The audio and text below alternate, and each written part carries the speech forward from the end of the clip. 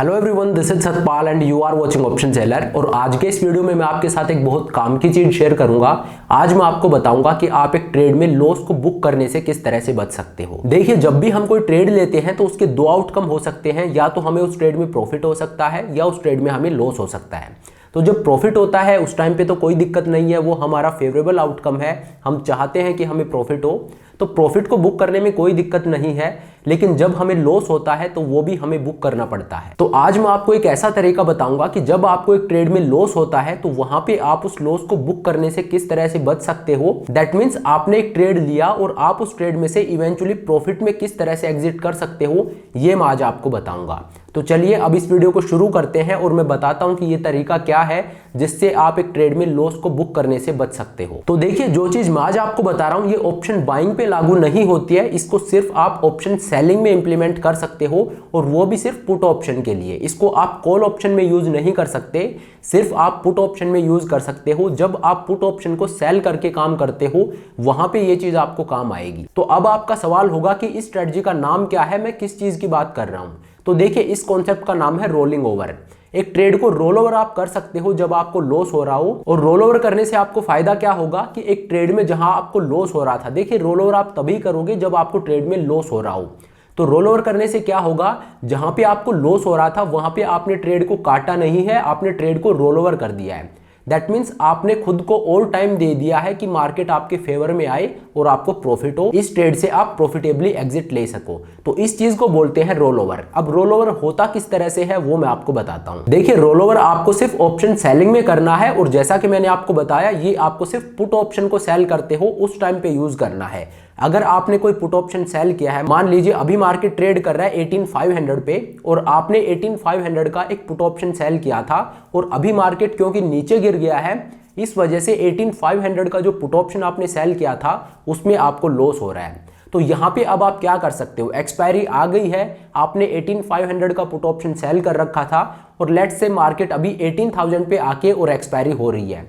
तो मतलब आपने जो पुट ऑप्शन सेल किया था वो 500 पॉइंट इन द मनी है, मतलब उसमें आपको लॉस हो रहा है क्योंकि आपका ऑप्शन है वो इन द मनी है।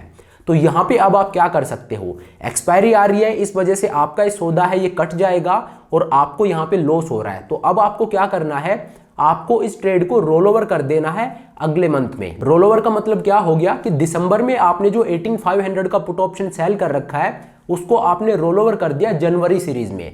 मतलब दिसंबर में आपने उस पोजीशन को काटा और 18,500 के पुट ऑप्शन को जनवरी में आपने सेल कर दिया। इससे होगा क्या कि आपने इस ट्रेड को रोल ओवर कर दिया है, आपने लॉस को बुक नहीं किया है। टेक्निकली अगर आप देखोगे तो आपने दिसंबर के ऑप्शन में जो लॉस था उसको बुक ही किया है, लेकिन रोल ओवर के कॉन्सेप्ट को आप समझिए। जितने प्रीमियम पे आपने दिसंबर के 18,500 के पुट ऑप्शन को काटा है उससे ज्यादा प्रीमियम आपको मिलेगा जनवरी के 18,500 के पुट पे। तो आपने 18,500 के पुट ऑप्शन से एग्जिट करने के लिए जो डेबिट पे किया है उससे ज्यादा क्रेडिट आप रिसीव कर लोगे 18,500 के पुट ऑप्शन को सेल करके।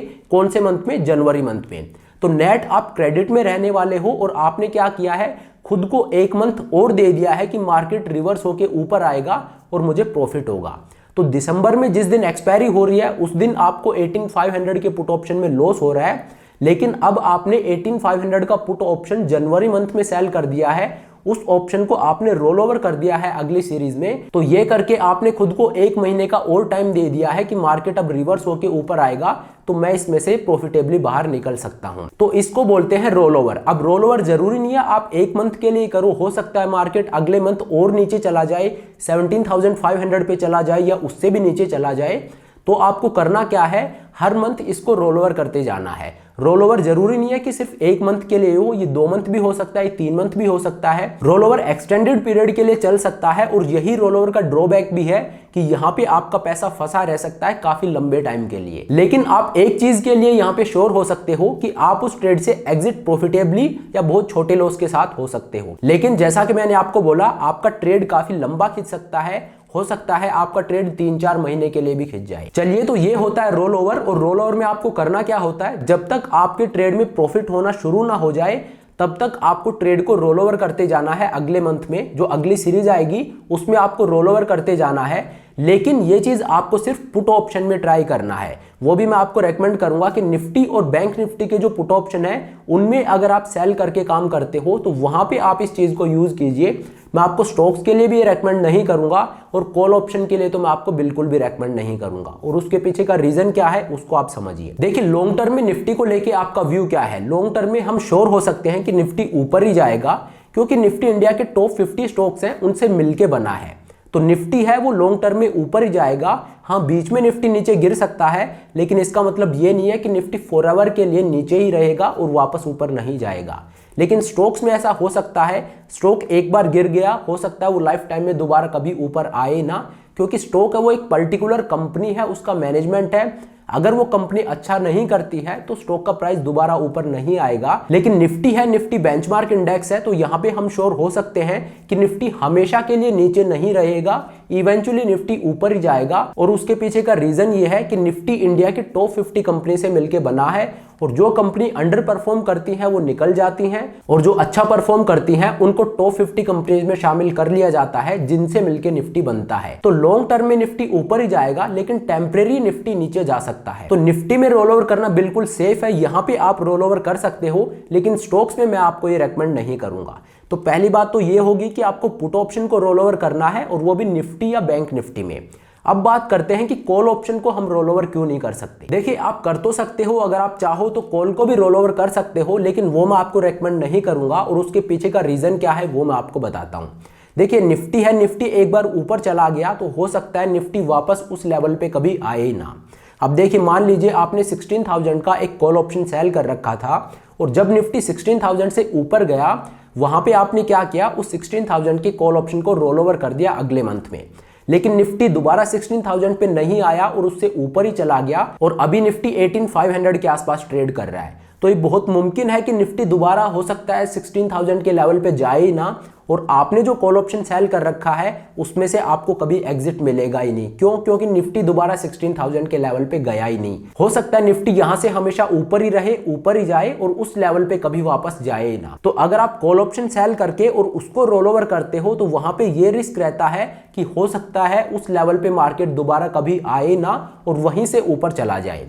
तो यहां पे रिस्क ये रहता है कि आपको एग्जिट नहीं मिलेगा और आपके लॉसेज हैं वो भी बढ़ते जाएंगे। तो इस वजह से आपको कॉल ऑप्शन में रोल ओवर कभी भी ट्राई नहीं करना चाहिए। आपको रोल ओवर सिर्फ पुट ऑप्शन में ट्राई करना चाहिए, और वो भी सिर्फ निफ्टी और बैंक निफ्टी के ऑप्शंस में। मैं आपको बिल्कुल भी रेकमेंड नहीं करूंगा कि आप स्टॉक्स में इस स्ट्रेटजी को अपनाएं। ये सिर्फ आपको निफ्टी और बैंक निफ्टी में अपनानी है, और वो भी जब आप पुट ऑप्शन सेल करके काम करते हो तब। चलिए, तो ये होता है रोल ओवर का कॉन्सेप्ट। और अगर आप निफ्टी और बैंक निफ्टी के ऑप्शंस में काम करते हो और आप एक ऑप्शन राइटर हो, तो मैं आपको यही सजेस्ट करूंगा कि अगर आपको पुट ऑप्शन में लॉस होता है तो आप घबरा के अपने लॉस को बुक मत कीजिए, आप अपने ट्रेड को रोल ओवर करते जाइए। क्योंकि इंडेक्स के पुट ऑप्शन में आपको कभी भी लॉस बुक करने की जरूरत नहीं होती है। अगर मार्केट आपके अगेंस्ट जाता है, आपकी पोजीशन लॉस में है, तो आपको क्या करना है, आपको लॉस बुक करने से बेटर है कि उस पोजीशन को आप रोल ओवर कर दीजिए। तो आगे से अगर आपके साथ ऐसा कभी होता है कि आपने पुट ऑप्शन को सेल कर रखा है और एक्सपायरी पे वो पोजीशन आपकी लॉस में है, तो आप लॉस को बुक मत कीजिए, आप उस पोजीशन को रोल ओवर कर दीजिए अगले एक्सपायरी में। लेकिन मैं फिर से रिपीट कर देता हूं, ये चीज आपको सिर्फ और सिर्फ निफ्टी और बैंक निफ्टी के पुट ऑप्शंस में करनी है।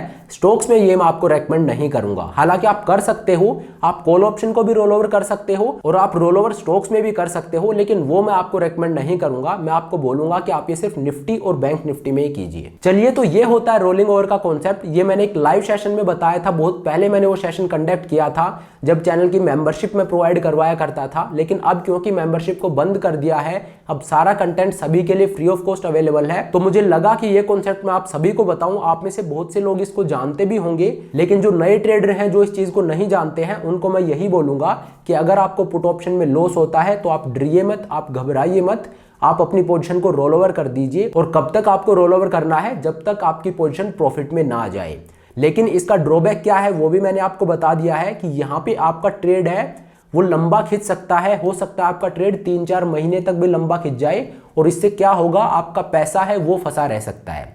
तो यही इसका ड्रॉबैक है। बाकी अगर आप रोल ओवर करके काम करते हो तो आप इवेंचुअली प्रॉफिट में निकल सकते हो।